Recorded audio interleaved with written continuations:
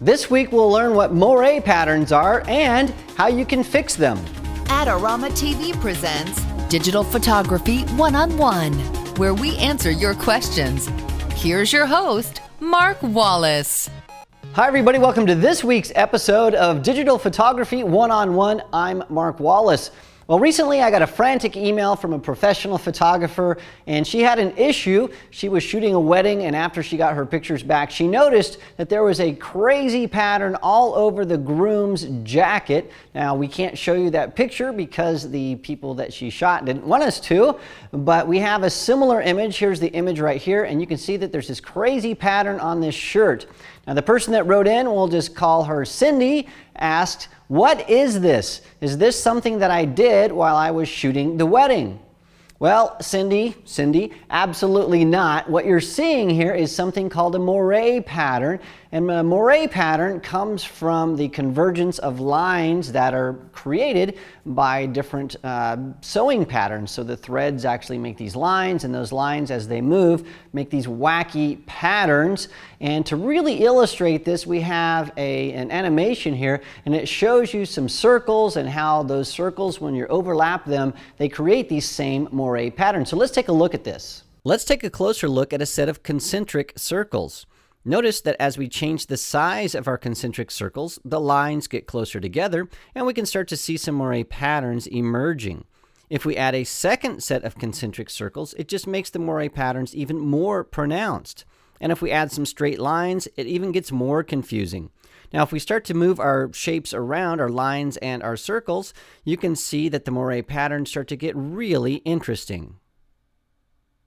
Okay, now that we know what a Moiré pattern is, and we know that it's caused by patterns in the weave of the cloth. Now, this happens a lot with silk and rayon, but it also happens with wool as well. So there are all kinds of different cloths that do this and all kinds of different patterns. And so the best solution for this, to fix that pattern, is to find a shirt or a cloth that doesn't produce a Moiré pattern. Now, sometimes if you're shooting maybe a portfolio or some headshots or something, you can have your client bring several different shirts, and that way if one creates a Moiré, you can have them change their outfit. But if you're shooting a wedding or if you're shooting an event, you don't have much control over what somebody is wearing, specifically if they spend a lot of money for a tuxedo or a wedding dress or something that they really love. And so in those situations that you can't prevent the Moiré pattern from happening, how can you fix it? Well, there are some things that you can do in Photoshop. Now, the sad thing is you can't totally eliminate a Moiré pattern. You can almost totally eliminate it, and you can really minimize the effect, but you're still going to have some of that pattern show up in most cases, unless you're printing a very small picture. But here are two ways that in Photoshop you can fix that Moiré pattern. Well, I have a photo here that's got some strong Moiré patterns. You can see that this pattern right here and in this shirt, and I'll zoom out here a little bit. So this is an actual photo from a photo shoot that a photographer sent me, and you can see that this got some strong patterns here that need to be eliminated. Now, the good news is we can do a lot to get rid of these things. I'm going to show you two different ways to do this. The bad news is you can't completely get rid of these patterns. The way to completely get rid of those is to use a cloth that doesn't produce a Moiré pattern. So just be very, very specific when you have clients come in or during a photo shoot that you have cloths that are solid so you don't get these patterns. That's really the best way to eliminate them. But let's look at two ways that we can fix this in Photoshop. So I've loaded this image into Photoshop. It's on the background layer. And what I'm going to do is I'm going to go to the Lasso Tool, and I'm just going to quickly select every part of the image that has this Moiré pattern. And this is the first way for us to do this. So I'm going to select most of the shirt. So I'm just going to keep selecting around this and up on the side here and down on the sleeve. I mean, this has just a lot of Moiré. So I'll do that. Now I've got almost the entire shirt selected. I'll let go. And you can see that we have our marching ants here, and we've selected almost the entire shirt. And if I really wanted to be careful about this, I might spend a little bit more time selecting this. Then what I'm going to do here is I'm going to go to select, and I'm going to modify the edges, and I'm going to feather them. Now, it depends on the resolution of your image, but I'm going to feather this by about, I'm going to say 30 pixels. And now that I have that feathered, what I will do is now I'm going to go to Edit and copy my selection. or you can just hit Control C or Command C. The next step is to create a brand new layer. So on my layers palette, I'm going to create a new layer, and then I will paste in my selection.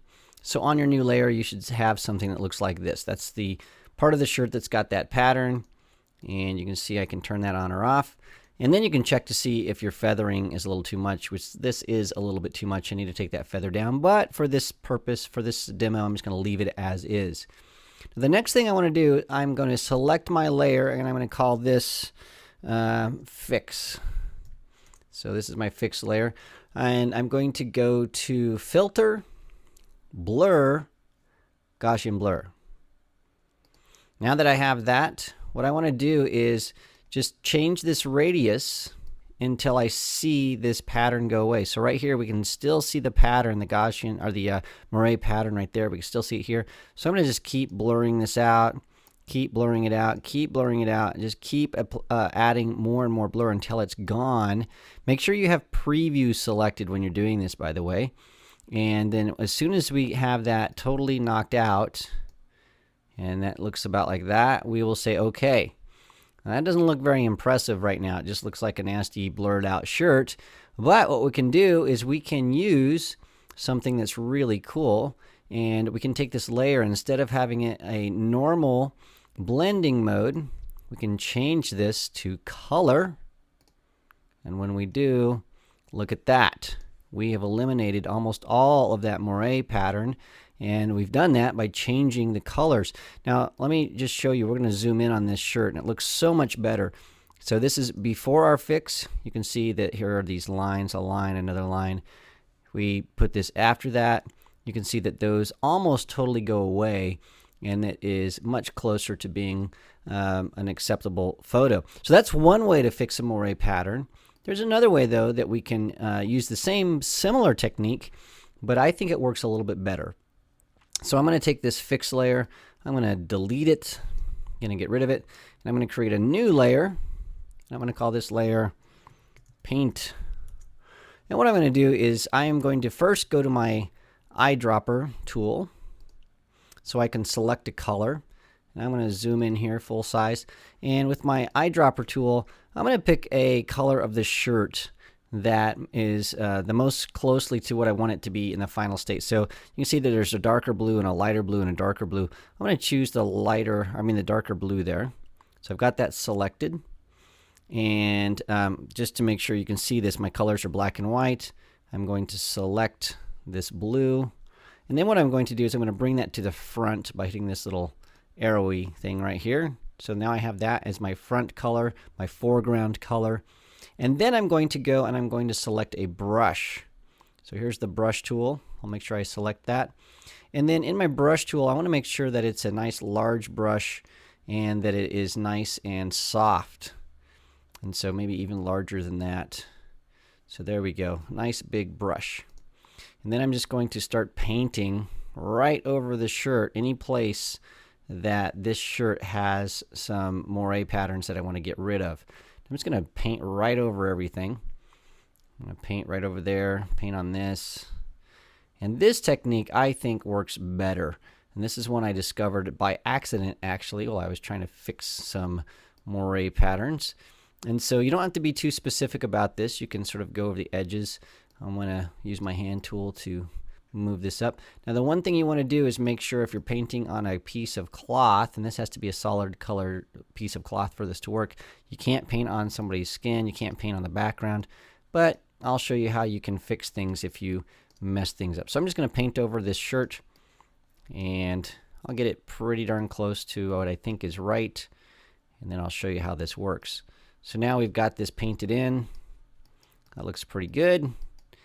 And I'll use my double click on the hand tool, and we can see this looks horrible right now. It looks really, really bad.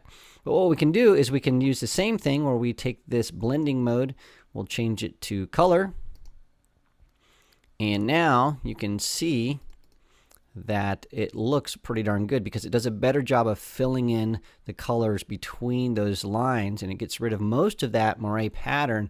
Now what we have to do, though, is we've got some problems on the sleeves here, and notice that our buttons aren't white anymore. Now they're blue, so we need to fix that.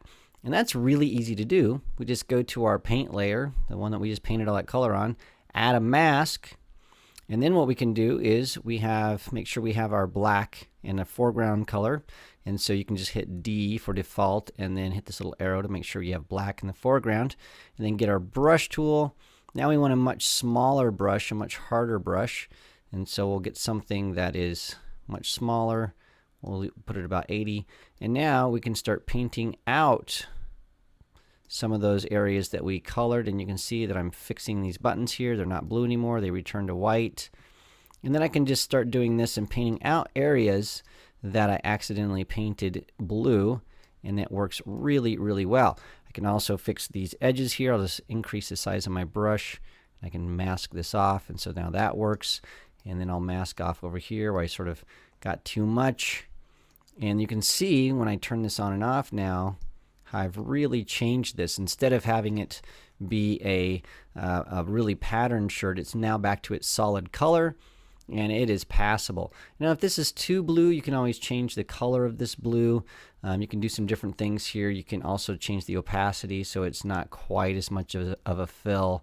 And so you've got all kinds of controls here to control how this fills in and how much color you're throwing in there. But you can see, again, we'll zoom out. This is before, lots of Moiré patterns. This is after, and we've corrected most of those patterns. But again, you're never going to get rid of them altogether, but those are two techniques that show you how you can, in a pinch, do some really good fixer-upper techniques in Photoshop. Okay, well, there are two solutions for that Moiré pattern problem, and you can see that Photoshop is a big help, but it doesn't get rid of it altogether, but it will get you close.